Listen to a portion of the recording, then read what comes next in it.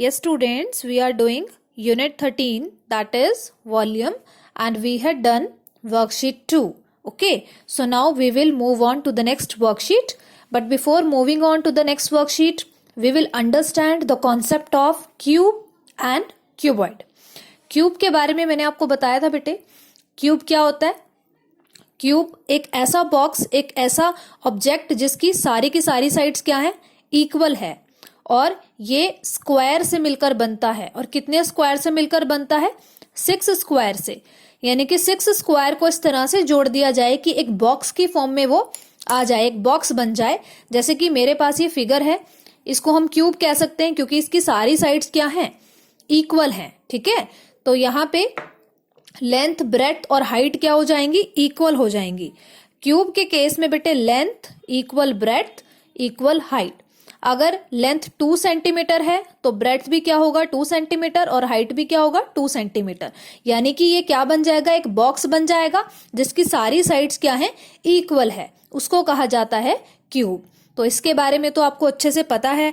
इसका वॉल्यूम क्या बनेगा बेटे? Edge into edge into edge. Edge को कहा जाता है साइड. एज को साइड कहा जाता है. ये वाली जो साइड है ना, इसको साइड कहते हैं. साइड भी कह सकते हैं, एज भी कह सकते हैं, बोथ आर करेक्ट. अगर आपको एज से लर्न नहीं करना तो आप साइड्स अपने माइंड में रखिए. Side into side. तो इसका जो वॉल्यूम बनेगा क्यूब का, वो बनेगा साइड क्यूब, यानी कि साइड का क्यूब. क्यूब क्या होता है? 3. ठीक है, तो ये छोटा सा 3 आप ऊपर टॉप पे लिख सकते हैं. अगर आपको कोई क्यूब गिवन है, मान लीजिए मेरे पास ये क्यूब है और इसकी जो साइड है बेटे, ये मान लीजिए 5 सेंटीमीटर है, या ले लीजिए 6 सेंटीमीटर है. तो इसका अगर मैं वॉल्यूम फाइंड आउट करूंगी तो मुझे क्या करना पड़ेगा? 6 मल्टीप्लाई बाय 6 मल्टीप्लाई बाय 6. ठीक है, और जो मल्टीप्लाई करके आएगा वो इसका आंसर होगा. राइट. तो इस तरह से आपने इसका वॉल्यूम फाइंड आउट करना है. आपको कुछ भी डायमेंशन गिवन हो सकती है क्यूब की, तो आप इजिली क्यूब का वॉल्यूम निकाल सकते हैं. चलिए अब हम बात करते हैं क्यूबॉइड के बारे में. Now what do you mean by cuboid? Cuboid एक ऐसा ऑब्जेक्ट है बेटे जिसकी अपोजिट साइड्स इक्वल होती हैं, सभी साइड्स इक्वल नहीं होती. तो मेरे पास एक ये बॉक्स है जो मैं आपको शो कर रही हूँ. ये देखिए, ये बॉक्स है मेरे पास. ठीक है, ये मेरे पास एक बॉटल थी, बॉटल का बॉक्स है ये. तो यहाँ पे आप देख सकते हैं इसकी लेंथ, ये इसकी है ब्रेड्थ. ठीक है, ये ब्रेड्थ, ये लेंथ. ओके, और इसकी हाइट. अगर मैं इसको सिंपली इस तरह से खड़ा कर दूं इस बॉक्स को, तो आप यहां पे इस तरह से इसको ले सकते हैं. This is the length and this is the breadth and this is height. ये पूरी इसकी लंबाई में ये हाइट हो जाएगी. ठीक है, तो इसको इस तरह भी आप कंसिडर कर सकते हैं. यानी कि इसकी लेंथ, ब्रेड्थ और हाइट क्या है? एक तरह से रेक्टेंगल शेप में है. ओके, रेक्टेंगल शेप में है, यानी कि ये एक ऐसा बॉक्स है जो रेक्टेंगल से मिलकर बना है. और कितने रेक्टेंगल्स होंगे? 6 रेक्टेंगल्स होंगे, तभी तो बॉक्स बनेगा. ठीक है ना. इसकी चारों साइड्स हो जाएंगी बेटे, और ये टॉप और नीचे बॉटम.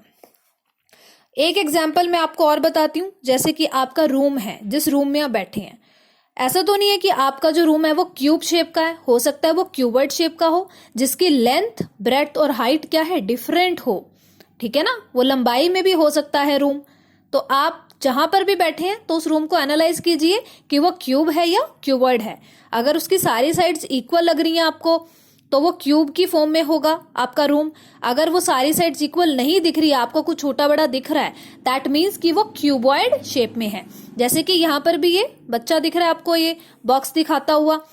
एक एग्जाम्पल और है बेटे, शू बॉक्स. ठीक है ना, जो शूज का बॉक्स होता है वो भी क्यूबॉइड शेप में होता है. तो 6 रेक्टेंगल से मिलकर बनता है आपका क्यूबॉइड. तो हम यहां से ये आइडिया लगा रहे हैं, जो क्यूबॉइड है अगर रेक्टेंगल से मिलकर बन रहा है तो उसकी लेंथ, ब्रेड्थ और हाइट क्या होगी? डिफरेंट होगी. ठीक है, तो यहाँ पे जो वॉल्यूम का फॉर्मूला बनेगा क्यूबॉइड के लिए, वो length into breadth into height. Okay, और वॉल्यूम ऑफ क्यूब क्या होगा? Edge into edge into edge, या फिर आप क्या लिख सकते हैं? Side into side.